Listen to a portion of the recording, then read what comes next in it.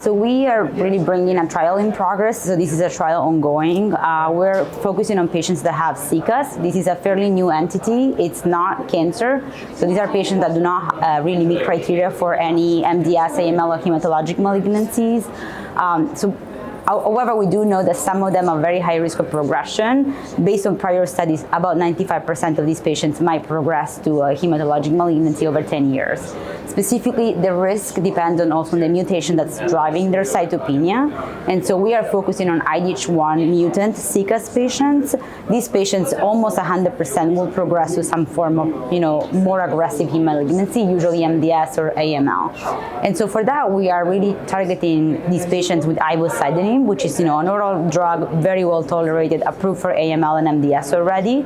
And we're really looking at cytopenia improvement, which of course will also cause kind of like a change in the disease progression, we're hoping. So that's what we're looking at the moment. And of course we have patients enrolling at this time, which is extremely exciting. That's, I guess, the main point that you're bringing up, is that CCUS at the moment does not have really any guidelines. It's not considered cancer, so that means that patients do not really are eligible, or not really eligible for any of the trials for MDS or any hematologic malignancies. So at the moment we just observe them, but they do have cytopenias, and sometimes they can become transfusion dependent. That causes symptoms, which is some of the population that we are targeting with the trial. And so we think that really trying to figure out what's the stratification of the risk and address those patients that really need to have treatment might prevent their progression to cancer, and really would decrease the prevalence of AML and MDS, in the long term, which is what we are hoping for.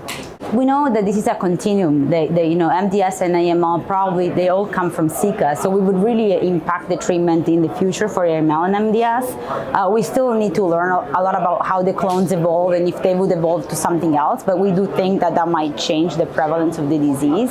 I think the other great aspect of the trial that I think we should mention is that this is a decentralized study design. That's extremely innovative. It means that patients do not really need to come to WashU or any of the primary centers to get the drug. So we do have, actually, at the moment, a lot of the patients are in rural area, very far away from WashU, and we just ship them the drugs and just do televisits with them, meaning that anyone can really enroll, and this is really a great, change for all the patients that do not have access to big cancer centers and would not be able to enroll in a trial. So I think that's also very innovative, and anyone can really reach out, and we're usually able to kind of screen them.